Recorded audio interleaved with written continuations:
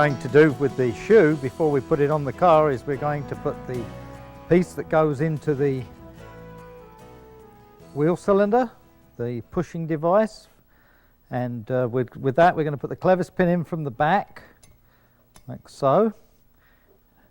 Has a washer to put on. You need to let it sink in behind in the groove there. If you can see that groove, split pin through.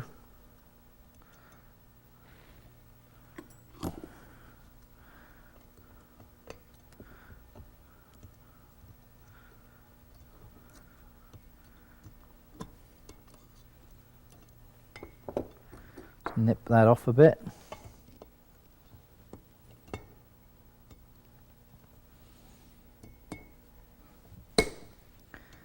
Shorten this one. Allow us to bend it up. Around. Now we have to put the self-adjuster on there, so we'll go to the vise and drop one of our flat washers. Remember, no lubrication. Put the brake shoe on it. Another one of our washers on.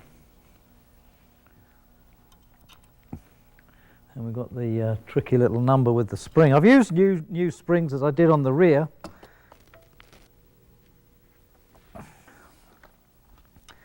Then we just tighten this down.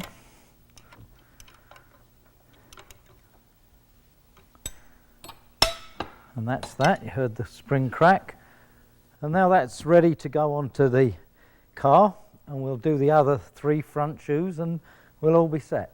You can see the springs that I have here. This is an old one, this is an old one, and this is brand new. The 2 old springs are not as long as the brand new spring, so we're going to change all the springs because the heat has affected them.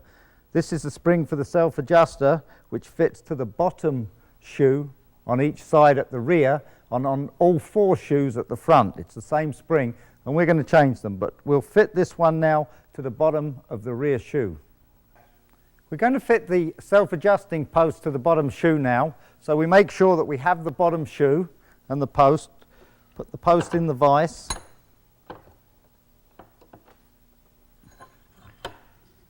Then we put a washer on the post. We put the shoe on. Make sure these are clean and grease-free. We don't want any grease on these. These work on friction, and any grease is going to cause them to slide, and you don't want them to slide, you want them to grip. Take a beveled washer on the top, place it on, then we put our nut on. When you get the nut started, you can screw it down, take a wrench, pull it all the way down,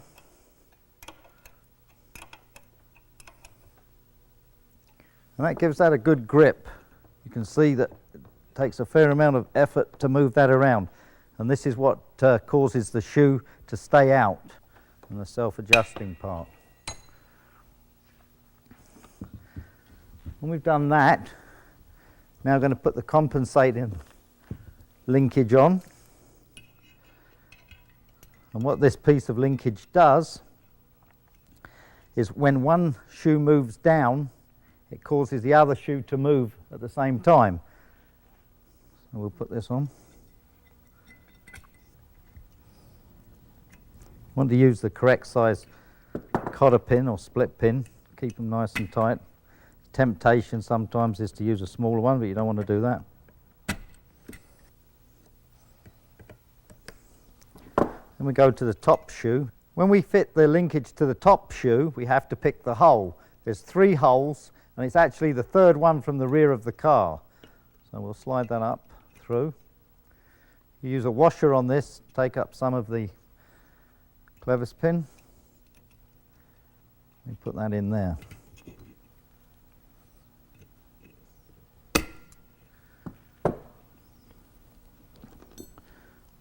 You can just trim off the edges so you don't catch on you as you're putting them together.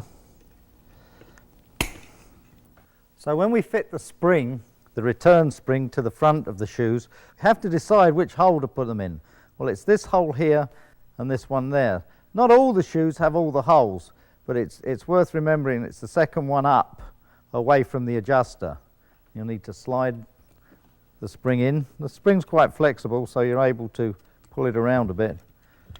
You can see we've got the spring in this hole here, which is the second one up away from the adjuster on both shoes. We've got the one nearest the cylinder on this one and the third hole on this shoe.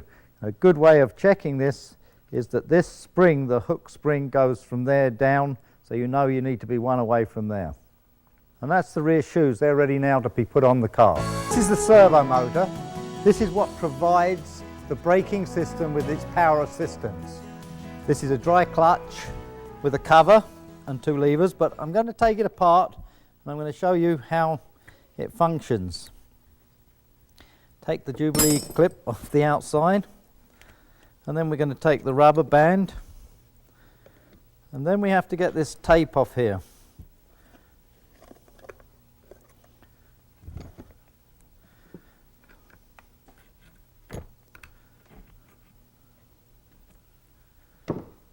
Make a start on it. Pull it down.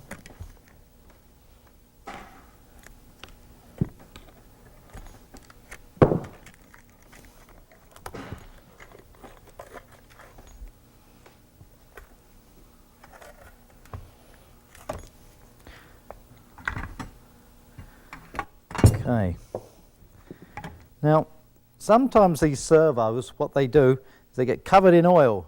You can see this one is pretty dry, although it's dusty and the surface is beginning to go. The other thing to look for these covers. This cover is a spring plate, and it pushes the servo away, the plate away from the lining, and this should be pushed out. You can see that movement there, and that should do that naturally. So we'll need to change this cover. The lining on this, we might just try and flat. It's in good shape, it's dry, and we'll see what we're going to do with that. So what we need to do is undo these two nuts, these locking nuts there. We take two 15/16 wrenches.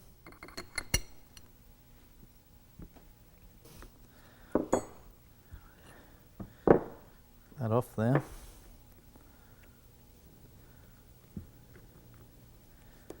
Two nuts and a washer. Then this will come off. Now this is interesting because this is made up of a spring, and underneath there you can see there's 3 balls and 3 runners. As the levers go up, it spreads it apart, which puts the pressure on the plate that hits the lining, and that causes that to react.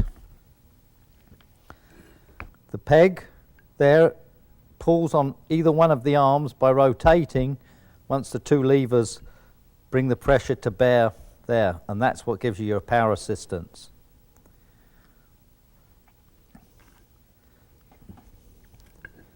You're going to take this all down, take it all apart.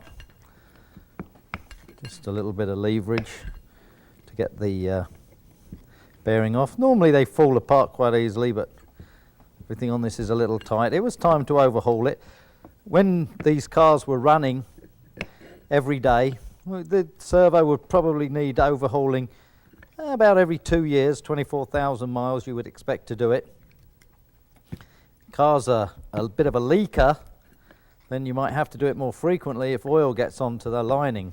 That's the biggest problem with these, is the oil getting on them. So we have a bearing in there that we'll clean up and reuse, like so. We have another lever, or a lever there. And inside there's a washer there that you'll need to remember goes there. The other lever will come up. And you can see that this has been beaten and wrapped around and damaged this rubber holder, so we'll fix that up before we put it together.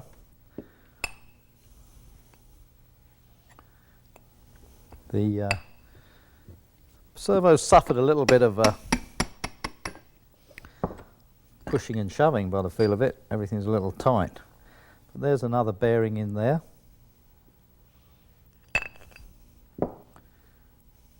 And what I'm going to do is I'm going to turn this over and tap this bearing surface out because there's a felt in there. So we'll take our punch and just carefully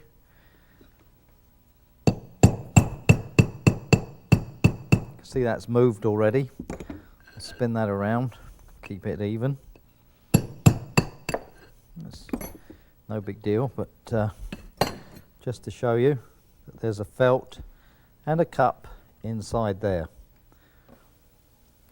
So we've fully stripped this servo now. So we'll keep this lining dry and we'll flat that on a piece of emery cloth and see what we've got. We'll make a decision about that when we're ready to put it back together. And that's the servo strip. We've got a number of servo plates here. This is to demonstrate the differences that you may very well come across with your car. This is the plate that came off the car. You can see it has a single slot and it is worn somewhat around. This one's a flatted plate which just CAD plated and demonstrates the single slot. This one has many slots all the way around. Almost every inch it has a slot.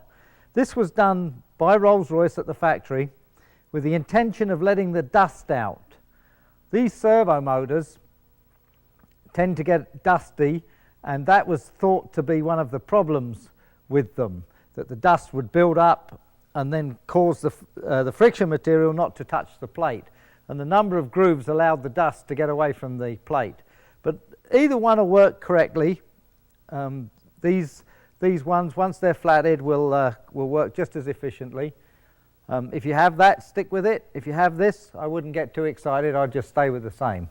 Now what I'm going to do is I'm going to take this plate to the vise and I'm going to demonstrate how to get the plate nice and flat. And it's very important that we keep the file flat when we're doing this. Take a big flat file like that one there, very large. Cut a piece of emery cloth to flat with. You can't file this because it's too hard, so we use an emery cloth. And this is a coarse emery cloth.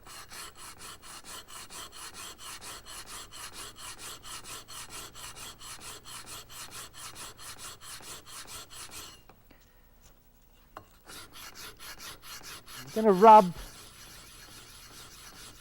until all the marks are coming out. You can just see at this stage here, the marks there and there are beginning to come out. The emery cloth wears out very quickly. Don't try and be frugal with it. It's just going to make your life harder. The fresher the thing, the better the cut. When you've gone all around the plate and taken all the marks off, then it's ready to be used again. You can see they're both no marks in either one of them. So these are ready to be used. Now we'll go on to the putting together process or the rebuilding process of the mechanism. To put the servo together, we're going to take the shaft and put it in the vise. Hold it. Then we're going to take our plate. We're going to put that on there like so. Okay, we're going to put a felt in the hole first. We're going to put a little bit of lubrication on it. Drop that down. Then we're going to take our cup washer. You can see our cup, it's flat that side. We put the cup down, that supports the felt. Drop that in. Then we're going to take our bearing surface there. We're going to put that in next.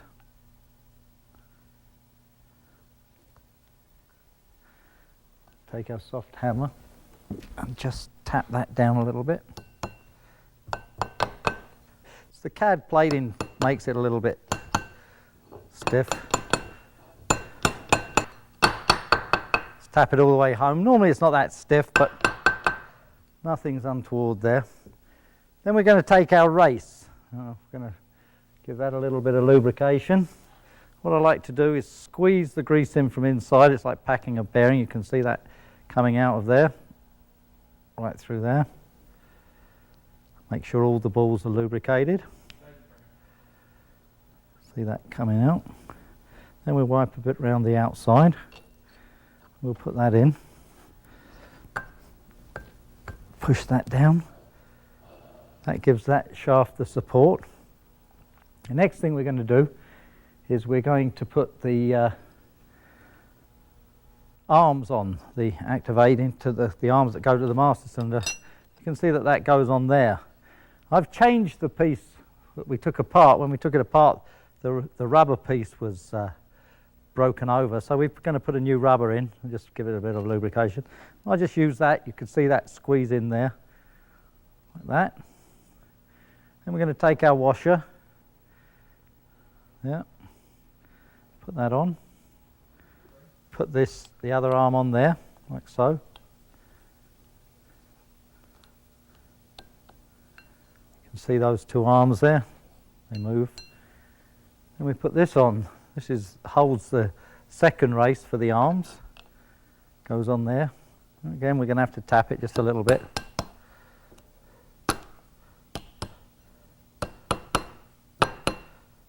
So we just spin it and tap it.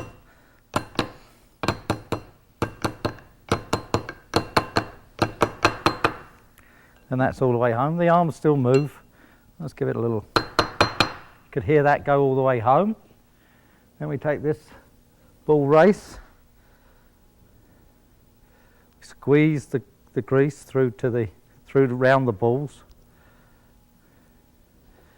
and we put that in there like so.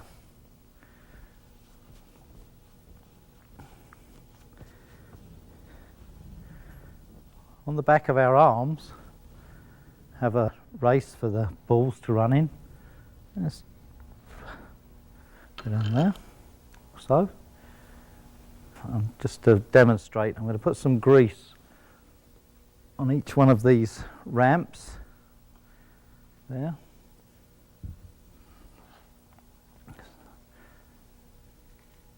For the purpose of demonstration, I'm going to put the balls on first. I wouldn't do it this way normally, but you'll be able to see where the balls should sit.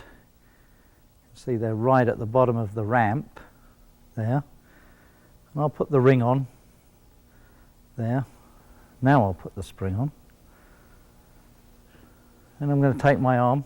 Inside this arm there's a bearing that you should, you can run your finger. If it feels not rough or graunchy, then it's fine, we'll just use it. And that slips down over there. Then what I do is I take the spring at that stage and I just slip it under there. And that's that. The final thing, and probably one of the important things about this job, is to assemble this onto the car. You need to be very sure that both of the servo plates pick up on the pins. Now we're going to demonstrate this to you, but the most important thing is to give yourself enough room at which to do it. And to achieve this, we take these two lock nuts. You can see that the lock nut, the outside lock nut, is flush with the shaft. I'm going to bring the bottom or the inner lock nut up to it, and I'm going to nip it. I'm just going to nip like so, and that is going to allow me to move the shaft like so when I'm trying to line up these holes there onto the gearbox. And that's very important. That is one of the most important things when you're putting the thing back together. You must make this outside lock shaft flush with there. That allows you to tighten the bolt, but gives you this amount of movement there to get the pins located. And we'll go into that a little further when we're ready to assemble. Here's the servo. It's now ready to put the lining onto it, and I'm going to demonstrate how to change a lining and the differences you might find with linings. There are two types of servo lining plates, the plates that carry the servo lining. You can see this one is a solid steel. On this one, you can see it has small raised areas, and this is a spring plate, what they call a spring plate. This gives a little more cushion to the lining as it hits the steel plate of the servo. You can see this has suffered some distress. Somebody's over drilled the hole and there, and some of these are loose. When you get one like this, it really needs to be addressed. You don't need to ignore it. These are available. They're somewhat difficult to rivet on. This plate here, you can see this ring. Somebody took this apart and they've put it together wrong. This collar there should indeed be on this side. This one is incorrect. Now why this happens is people don't know how to open these up. You see, you have 3 holes there in the plate, but what you need is 9 holes because you have 9 rivets holding it. So what they tend to do is take it apart by undoing that. The best way to take it apart is to take a hammer handle like this, strike it, and you can see that spring has come out. What that does is if the servo is left loose or comes loose, this springs to give you more push in with the servo, but it also allows you to go around, and you can see that hole appears another rivet, and another rivet, and of course 3 holes, 9 rivets, so you move it 3 times. And then when you're done, you just push that down like so. And you just take that, strike it, and that takes it apart. That's all you need to do. What I'm going to do is I'm going to demonstrate with another plate. This plate has a lining on it. And I'm going to drill it out and show you what we're left with. And I'm just going to go around and drill the heads off all of the rivets, and then I'm going to tap them out. So,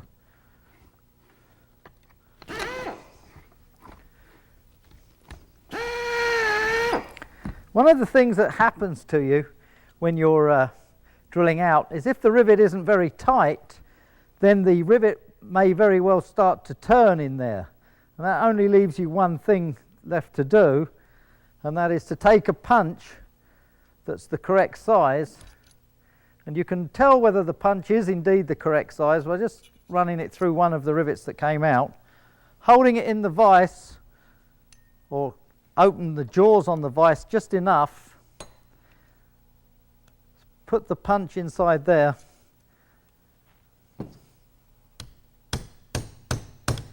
and tap it. One of the problems, of course, is you're only tapping on this very small area of steel that's very flexible. So if it doesn't come out straight away, you may need to get a better punch.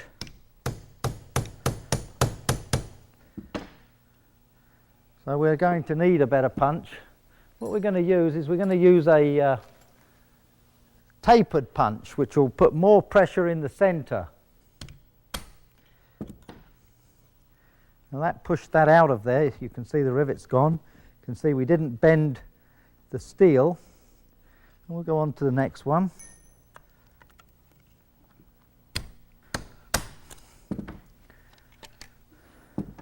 So that gave us the servo lining removed.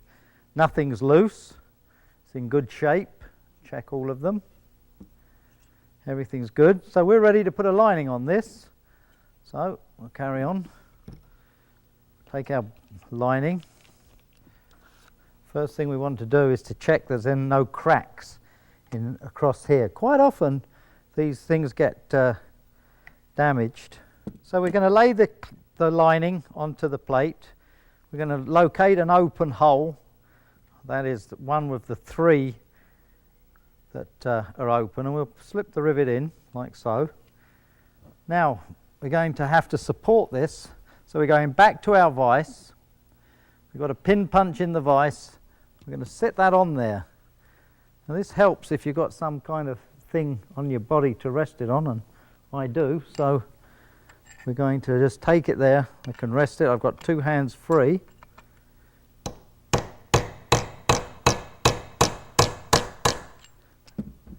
And you heard the note change. When you hear the note change, it's time to quit. You don't want to be banging and beating on that small thin piece of steel. So we go that one. Hear the note change. That's the last one. What I'm going to do is just open it once more, turn it around and close it away from the rivets, and that'll just confuse the next person, but there you go. So we're ready to flat this. What we do now is we take a full sheet of emery cloth on a piece of glass and we'll go across it, which will make this surface flat to go along with our other surface.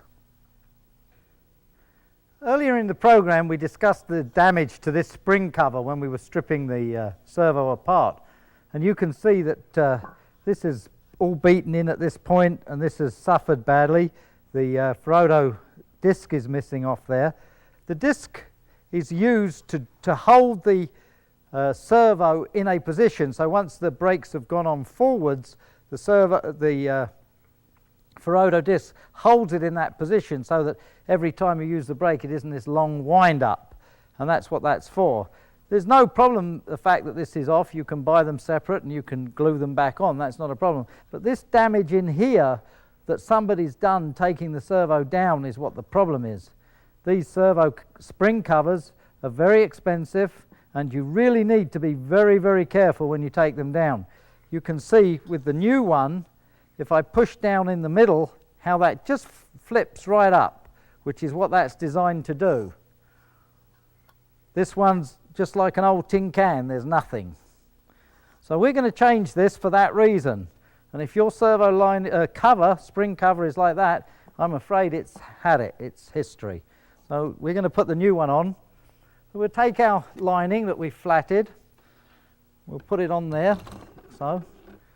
Then we'll take our cover, and in there you can just see a lip in there, and that's where the cover has to sit down into. And we're going to go all the way round, just spin it around. So I'm going to take some electrical tape. And I'm going to start it about just over the edge. You can see there how I've done it. I've just gone, you can see the raised portion over the edge, and I'm going to pull it around, but I'm going to pull it very, very tight. And I'm just going to go once around there. And then I'm going to go down just a little bit lower. You can see I've just gone down a little lower. It's really...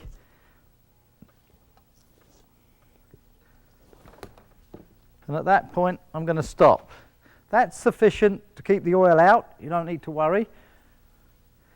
And then we're going to put this clip on.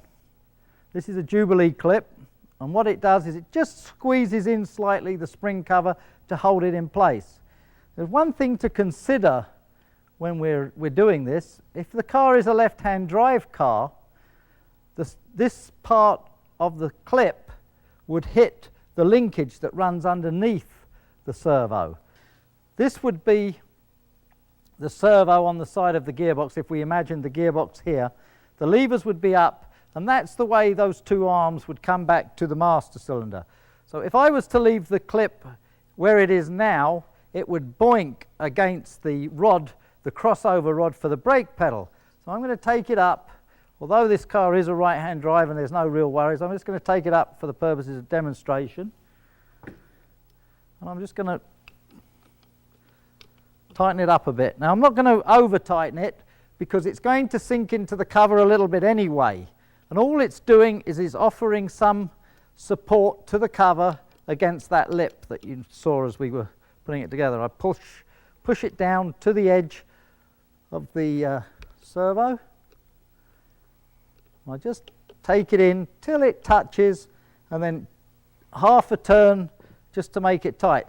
And you can see there quite clearly that spring cover is going to work. It's going to lift the servo off. Of course, when the servo is activated, you can see that come up. And it goes like that. That's exactly what happens.